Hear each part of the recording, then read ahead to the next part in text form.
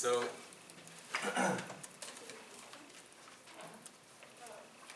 thanks for coming at this Halloween day, I guess. Oh, I forgot to dress up. And yeah, so we have a spooky lecture. Whenever you see math in the lecture, think of it like this spider webs or something scary. And yeah, I think this lecture might be one where we have the most math in it, but I think it's going to be fine. We don't really have to go into all the details of like what everything means and like how you use these models is more important than like how you actually mathematically prove and build them and train or adapt them. So today we're going to talk about hidden Markov models and conditional random fields, and they are kind of like on opposite sides of the spectrum for classification. On the one hand, you have hidden Markov models, which are a generative model, which basically means that you are trying to assess a likelihood for how likely did this model generate the sequence X, and you basically choose the model that has the highest likelihood of generating the model X. And in conditional random fields, which are a discriminative model, you want to identify posterior probability, which means that you want to know the probability of this observation that you have belonging to a certain class or not. Okay, so let's get into hidden Markov model. And until now, we kind of thought about our data as basically identically independently distributed, and every single sample in a classification experiment belongs to a different observation, and they have nothing to do with each other. So you get an observation of behavior from one segment in like a movie review, and you classify that, and you get the next segment, and you assume that they are completely independent from each other. Nothing to do with each other, and they can be classified independently. Well, that's often the case if you have, for example, weather station data from 1900s, and now they might be independent, but or like something else that could be independent. I guess you could sample a population in New York and the population in Los Angeles. They would probably be quite independent over time, at least.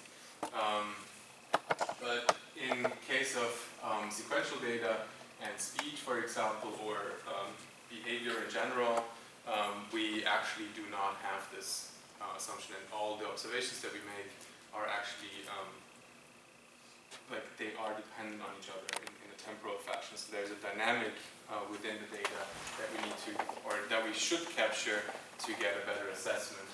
And so, for example, here, and this is a speech sample where you have like these clear trends in changes in the second formant. You have the first formant down here, and then so what happens is that what you say before a certain word forces you to co-articulate, so that the change between phonemes from one to the other is dependent on what you said before, because obviously your mouth or your tongue can't jump from one space to the other without transitioning smoothly over time. So we have these effects of co-articulation, etc. And so it is important, if you want to do speech recognition, to actually better recognize speech. And for example, also in English, you have an H is likely to follow a T in a TH rather than an X. Obviously, then there's a DNA sequences and behavior sequences, etc. So all of this is kind of related in that sense. And hidden Markov models are kind of good to assess those kinds of sequences. Right, and they are generated by a parametric random process, and we can look at what that kind of means. So in discrete Markov processes, we have the following conditions that on the one hand we have n distinct states. So we have a system that has these random variables, and they could be basically anything. But they're distinct states from each other. And like, for example, you can consider a traffic light to have three states, right? You have green, red, and orange. And you transition between those states, and there are probabilities between those states to move from one state to the other. So it's very unlikely that you transition from, I guess you have a yellow phase after green. So you would never transition from green to red right away. So these transition probabilities are 0, and so on. But there might be an emergency case where they have to switch to red immediately. There probably is a functionality like that. So there might be a low likelihood for you to transition from green to yellow. But anyway, so we have these kind of different states. We consider at time t to be in a state. We denote that as qt. So for example, we have qt equals si. That means that at time t, the system is in state si. So at time 0, for example, we are in green. Okay, so that kind of like means that. And so now, at regularly spaced time intervals, we transition, or we check what state we're in. Okay, so we want to know what is the probability, for example, to be in state t plus 1, or like at time t plus 1 be in state sj, right? And in a sequence where you are dependent on all the previous states, you have to model this likelihood for all the times that we had before. So time t minus 1, all the way to time 0. Okay? So that is a process where you are dependent on the entirety of the sequence. That is really hard to model, as you can imagine. So you would have to have a memory of everything that happened before, and everything is dependent on each other, and that's terrible. You don't want that. That is completely intractable. And if you imagine that for DNA sequences, like how long DNAs are, so that would be impossible to model. Okay, so now we consider a special case of this model where we basically say a first order Markov model now is not dependent on all the states before, but just on the state that you observed at the moment. So the next state is only dependent on what you see right now. Okay? So that means we can simplify this function, or this probability, to have the probability of being in, at time t plus 1 in state sj, to be dependent on the state that you're in right now. Okay, that's just si. So you know some examples of that. So first order Markov model can be said that it's, given the present state, the future is independent from the past. So today is the first day of the rest of your life, so to say. Do you know any examples? Like, maybe do you even know like a second order Markov model? So can you derive from what a first order Markov model is to know what a second order Markov model is? Yeah, so the present and the previous one. Okay, so what could be, for example, a first order Markov model?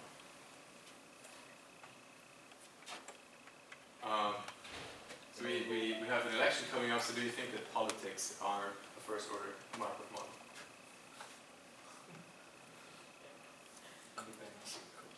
Depends. Like maybe at the very end, like if something really bad happens, it might be just so much pressure that the vote goes the other direction. But in general, like human beings and our behaviors are not necessarily like first order Markov models.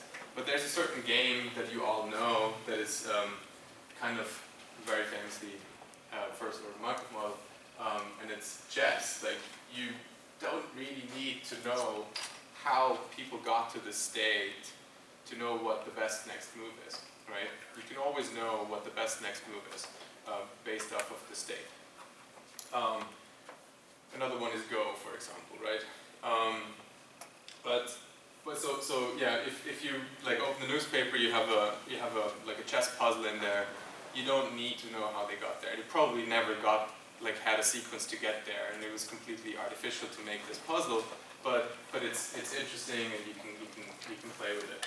So that's kind of like a Markov process, first order Markov process. Is that clear to everyone? Okay, cool.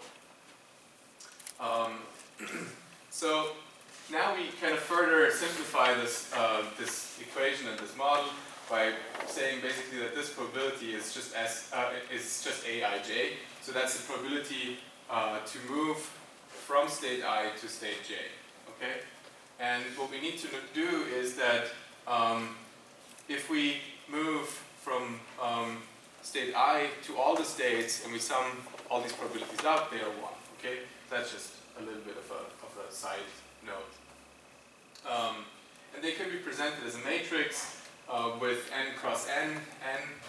Remember, so that's the number of states that we have, dimensionality, and all the rows are summing up to 1. Okay, so let's have an example.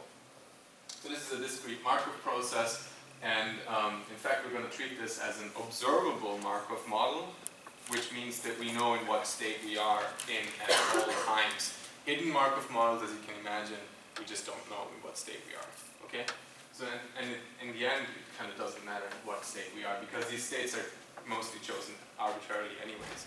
So they're just like allowing your model to be in a different kind of distribution at different times.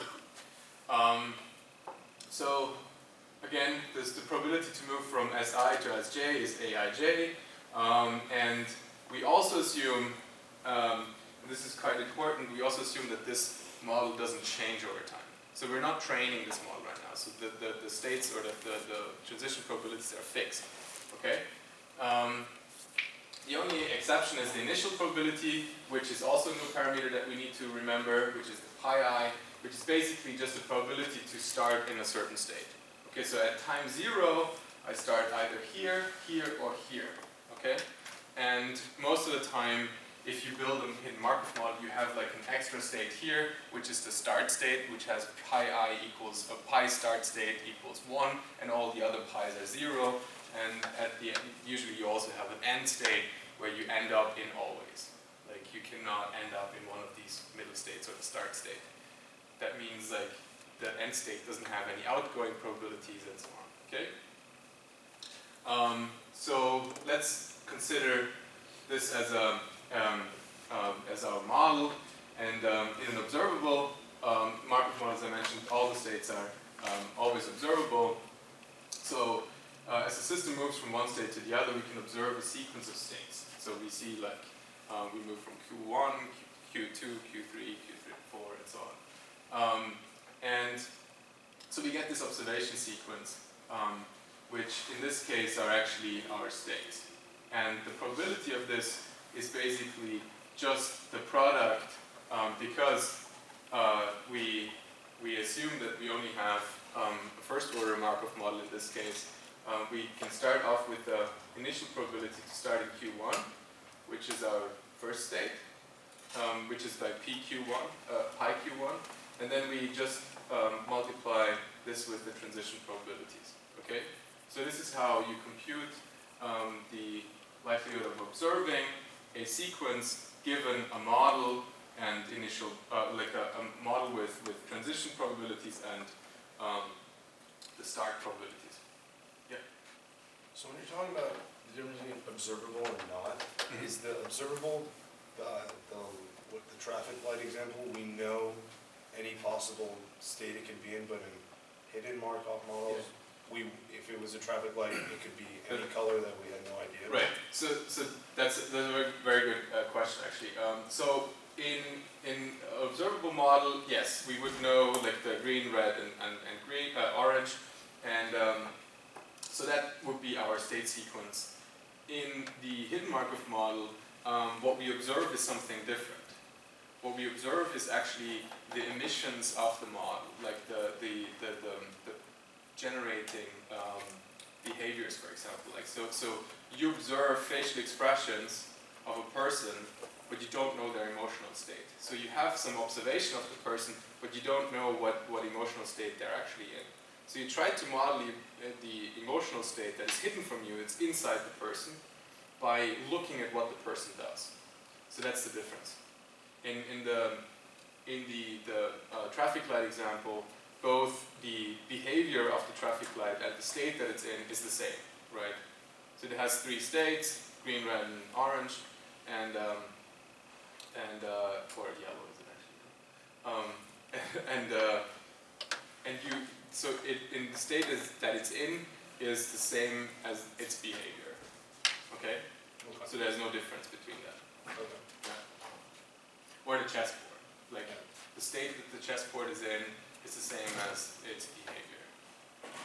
Okay? Alright, so let's try out one example. So we have these transition probabilities and these initial state probabilities. We have three states. We have red, blue, and green. And so we have an urn. Like we have n urns where each urn only contains one color of ball. So in the first urn you only have red balls, you have blue balls and green balls in the third bowl. And someone draws these urns one by one and shows their color. So basically we can observe everything. And we have these transition probabilities, and we can basically generate random sequences using these if we wanted to, but let's look at an example. So we want to know the probability of observing this sequence S1, S1, S3, S3. So how would we start to calculate this? So we have the initial probabilities here, right? So we start with the initial probability of being at S1. Okay, so that's 0.5, 0.5. right? And then we multiply it by what? Probability of going from S1 to S1. Yes, and that's 0.4. 0.4, and then 0.3. S1 to S3. Yes. 0.3. and then S3 to S3. S3. That's this point. Alright, so that's how we do it. And that's the probability to have this. Okay? So that's kind of trivial. So if we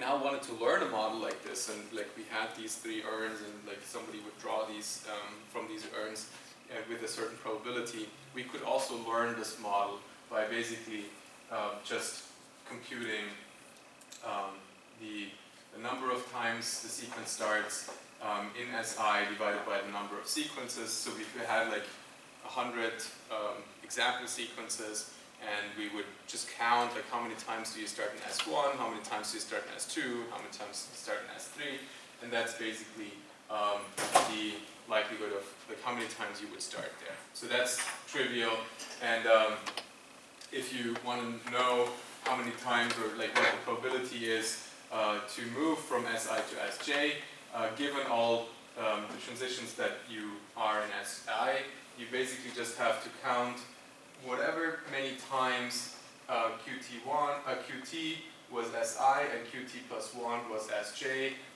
divided by the number of times you actually end up in SI. Okay, so that's kind of trivial as well. So you can basically compute this model very easily. This is not going to be as easy in a hidden Markov model, obviously. All right, so let's move on to the hidden Markov models. So here we don't have observable states. However, when a state is visited, an observation is recorded. So I go into emotional state angry, and my face changes. Okay, but you don't know that I'm angry, but my face changed. So you just see that my face changed. These are these new variables. So these are observations. Okay, so my face is frowning is one of those guys. And so there is there are new, like our new emission probability variable Bj is observed, is like the probability that we observe new m, which is one of m discrete many behaviors that we can have if we are in Sj. Okay, so we move into Sj, and then this is the probability to produce something observable, which is one of many discrete behaviors. And we're later on going to expand this idea to have this like continuous and then basically multivariate continuous as well. So you have like Gaussian mixtures in there, or a Gaussian function instead of just a set of discrete observations. Again, one of the important things here is this model doesn't change over time. So the probabilities of having these transitions between one state or the other and the observations, etc., that does not change. So if we do the urn model, right, like we pull balls from urns, what is one of the things that we need to make sure that we do in this process so that this holds true? Put it back into the urn, exactly, because it needs to be the same probability all the time, okay? All right. The values the values that are observed constitute an observation sequence, and these are not the state sequences anymore. So these are just observations, okay? The state sequence Q is not observed and thus hidden. The sequence Q should, however, be inferred from the observations O. Okay, so that we try to know in what state we were, but only based off of the observations that we make. Typically it's possible many different sequences, so if we have a lot of data, we could kind of infer that. And we are interested in the sequence that has the highest likelihood of generating the sample. Yeah? At this point, do you know the probabilities between, because you don't know what the states are yet, so how would you generate the probabilities transition between these observations? Do you know that already, or? No, you don't know that. So you're generating that as you're observing? Yeah. Okay. So let's go back to the urn example. Okay, now we have again urns that hold balls of different colors now. So like each urn now has like green, yellow, and blue balls. Okay, or like red, yellow, and blue balls, or whatever. This probability is the probability that a ball of color M is drawn from urn J, and we observe a sequence of balls in their colors. However, we don't know from which they were pulled. So basically, the urns are behind a curtain. So somebody pulls the urn and shows us a ball and puts it back in. So the observation sequence now is red, red, green, blue, and yellow. And the only thing that we know is kind of like the likelihood that a special urn has produced one of these things. Okay? So the transitions between the states are unknown, but we know with what likelihood these are produced. So we have like these distributions, or the Gaussian mixture that we know are for each state. Okay, oops. So what we need to do now is basically, we have again starting probabilities to start in any of the n states, right? So we start here in state 1, or state I, or state n, with these different pi I probabilities, and now we get a new observation, and each of those produce this observation, so we know the probability of this observation being produced by that state. But what we need to do in order to find the most likely sequence through this lattice is we need to kind of calculate every possible change from one state to the other. And we need to sum up, so that we need to know what is the likelihood for this sequence to happen, right? So we need to calculate that. But then we could have this sequence, but instead of going down here, we just go here and go like the rest of the way the same. So every single change changes our probability. So we need to calculate every single one of these paths to know like which one's the likeliest. And you can imagine that's kind of impossible to do. So what we need to do is come up with a more interesting, more intelligent way to do that. And obviously we're going to talk about how we would do that. But before we do that, I would like to just kind of give an example of like how these hidden Markov models can be seen. So basically, what we observe is, like in the outside world, is somebody saying the yellow house closed, okay? And we know it starts in some H0, we don't know what state that is. And then it moves on to like some states, and all we see is are these observations, okay? So again, we have the initial state probabilities, the probabilities to move between a state, and the emission probabilities, okay? So these are the parameters that we have. And so we can think of like every single one of those hidden states being one of like states 1 through 4, and that most of the time we treat it as such, where we say, okay, this is just state 1 through 4, and we let the model decide what they actually mean. But you can actually also think of like changing this a little bit and say, okay, well, we have a determinant, an adjective, and now I'm in a verb state. You could do that. In phoneme recognition, what people often do is they build like a phoneme hidden Markov model that has like 4 states, or no, 5 states actually, which is start state and an end state, and in between you have an onset, middle, and offset state. So you can treat it like that. But it's really like not too important to actually like exactly know what these states should represent. Your model can learn, like there's nothing that says like you have to have a phoneme recognizer that has 3 hidden states or middle states. You could have 4 or 5 and might model it better, but your data might not be enough, so you want to like reduce it. And 2 is maybe better for you, and so on. So there are many considerations that go into this. We're going to touch upon this very briefly at the end. Okay, so now we have this lattice or trellis representation, and we can move from each state to the next state. So we can also have like connections directly from 1 to 1, and we can start at 2 and so on, and we then have to know which path, or like we need to find out like which path we actually took. Okay, so so these are our this is our problem, and this is difficult. And if we have the fully connected model where you can move from each state from 1, 2, 3, 4 to each other state, you have this kind of model. So you need to model all of these transitions, or all of these transition probabilities. As I just mentioned, with the phoneme model, you can go from left to right, which means that your model always has to move in one direction, and you cannot move in this direction anymore. So that's a left to right model. That just changes your transition matrix, and this already reduces your search space quite considerably.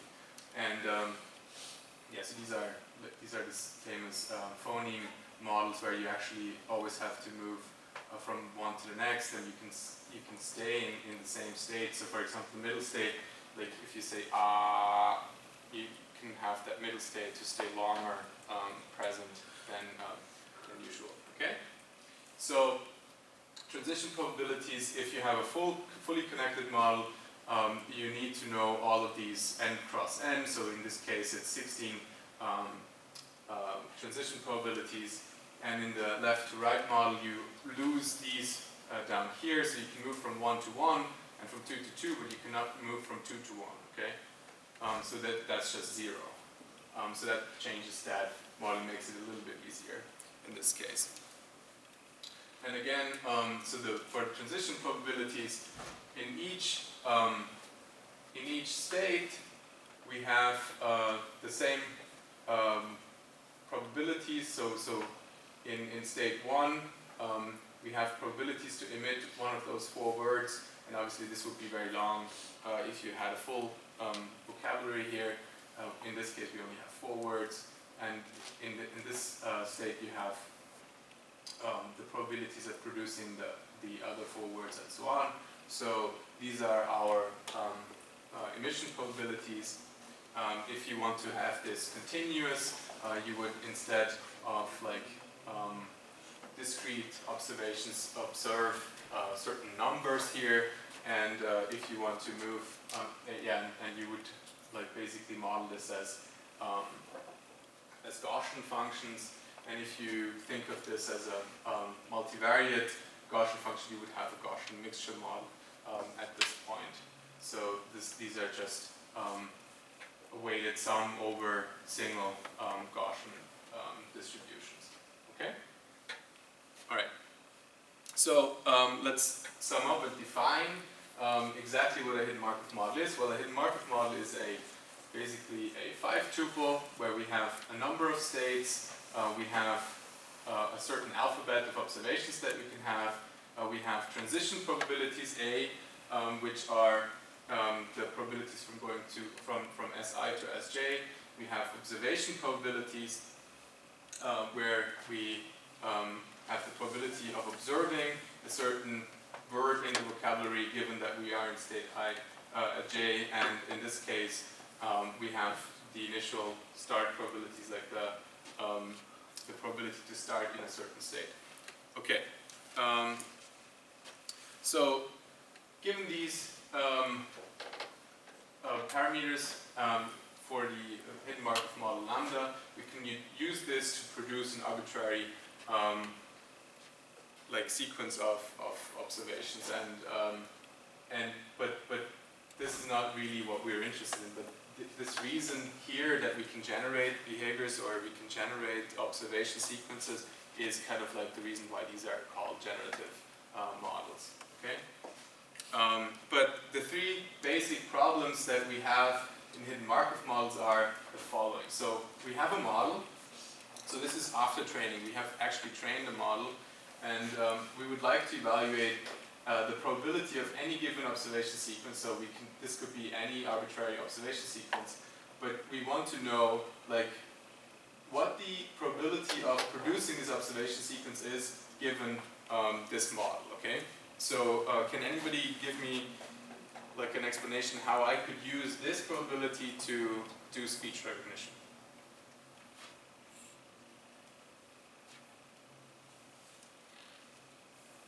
Okay, let's make it easier. Like, let's say we have two models. One model is spotting the word close, and the other model is spotting the word open. So it's a keyword spot. So you continue to speak, blah, blah, blah.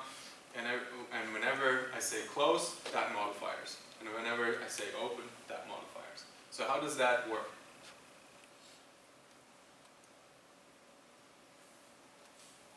So what is my observation sequence? What do you observe?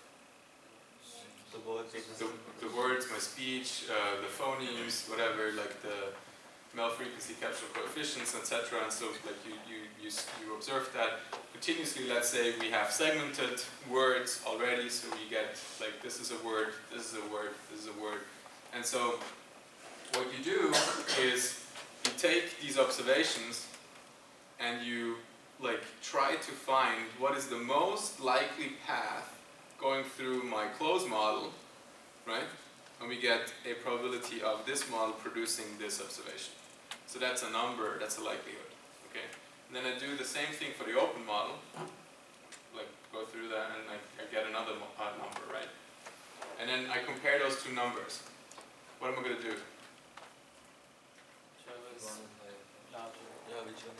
The one with the higher probability, I'm going to choose, oh, this is the winner, this is the word that I've just observed. Okay, that's how it works. And if I do like a keyword spotting, and I only want to fire like whenever I hear the keyword, so for example the Alexa echo, it doesn't fire all the time when you say Alex or Alexis or something like that. It only fires when you say Alexa. And that's because they have like a threshold and like the probabilities of like, oh, this sounds like exactly what this.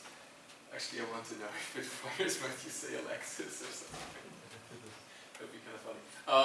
But so yeah, that's kind of like, so with the probability threshold, you could make them quiet all the time. Okay, so that's kind of like how this works. Another problem that we can have in a Markov model is, given a model lambda and an observation sequence O, we'd like to find out the state sequence, which is hidden from us, which has the highest probability of generating O. So namely, we want to find Q star that maximizes this. So this is a different probability. So we want to know the likelihood of a state sequence given observations and a model. Okay, so that is something that we won't talk about today. But does anybody know how we do this? Like there's again, I think we talked about we had that last week. So this is kind of like done with the Viterbi algorithm. Okay, and then the last one, which we're going to talk about today a little bit, and we're going to need to use expectation maximization for, is given a data set of observations sequences X, we would like to learn the model that maximizes the probability of generating X. So this is when I have like 100,000 close words, like spoken by 10,000 different people, and open words, like how do I learn a model that optimally models these two words separately, and I learn a model for open and I learn a model for close. So I don't mix those data sets. Okay, so I'm learning a separate model for each of those words. That also means that if you have a speech recognizer with hidden Markov models, you have a separate hidden Markov model for all the words, and that already kind of makes you think, my God, like that's a lot of hidden Markov models. That's why people often use like phoneme recognizers, and then they have like a second layer where you combine the phonemes, and the likelihood of having different phonemes as observations in sequence makes a word. Okay, so that's a difference there. All right. So this is the other thing. We want to find this new model that maximizes basically this set of observations. Yeah. But what if the observation, a singular observation, is not an indivisible entity, but rather a composite entity? Like, for example, if we have our audio features, we have like pitch and pauses and other features, but it's not a singular entity by itself. So how do you compute probabilities then when it's a bunch of different features, which is makes up one observation? Right. So what you would do is, what we had here is when you could, for example, have a multivariate distribution. You can have Gaussian distributions. So, well, this is a Gaussian distribution with multiple mixtures, but all of those mixtures can be multidimensional. So you can model that the same way. There is no difference there. Does that answer your question? Yeah. So it's basically you're treating your input data as a high-dimensional space. Yeah. Okay. So let's get kind of started with the evaluation problem, which is the first. So given an observation sequence O and a state sequence Q, the probability of observing O is calculated like this, but unfortunately we can't calculate it because we don't observe Q. Okay, so that's kind of like a trick question here. So, so the probability of a state sequence in this case then is pi Q1 and transitioning from each state to the other. But now we need to kind of, as you know, like we need to compute all of these probabilities, and that gets very complicated. But here the joint probability, just to basically kind of combine those two, so we have these observation sequences and then these transition sequences, so we can compute it like this because they're kind of independent. And so this is the probability that is the joint probability of observations and states given a certain model. Okay, and so what we need to do is we need to sum up to get at this probability of observing a certain sequence given a model. We need to sum up over all the possible Qs. And this is impossible to do. Well, it is possible to do, but it takes super long time. So it's n to the power of t, and as you can imagine, like if the sequence length becomes very long, that becomes very difficult to do. And if you have many states, obviously that's even more and more difficult. Okay. So we need to have this forward-backward procedure and some quadratic programming tricks to get this solved. And so what we do is we basically separate the observation sequence in two parts, and the first starts at 1 until time t. So that's our forward procedure. So we start at we start at the start of the sequence, we move to the point t, and that's the first part of the sequence, so there's a forward part, and then we have the backward part, which starts at the end of the sequence and goes back to the point t plus 1. Okay, so we look at everything from 1 to t, and then from large T to t plus 1, and so what we need to learn is what the transition probability from t to t plus 1 is. That's our forward-backward procedure. So that's the only thing that we need to calculate every step. So for the forward part, we need to define a variable alpha, which is the probability of observing the partial sequence O1 to OT until time t. And so this is basically what it looks like. For alpha equals 1, for t equals 1, alpha is basically just this part here, which is the initial probability to start at I and to observe the first one. And then recursively, we need to compute the next step. So alpha t plus 1 equals this guy here, which in the end sums up to the probability of moving from state I to state all the different states j. Well, actually, that should be j. I think, yeah, that should be j. And looking at all the observations there. Okay. So that's our forward variable, the alpha variable. So alpha I, alpha ti explains the first t observation that ends in state I. We multiply alpha ti by aij, the probability to move from I to j, and there are n many previous states si. We sum up over all of them. Okay, so well, it actually is an I, so we compute it here. So we need to sum up all the probabilities to move into this state. Yeah, so to know the forward variables, we can compute this as follows, and then we can take a little break before we move on to the next one, which is then the backward variable vector, which basically defines moving through the network backwards. Okay, so let's take a 10-minute break.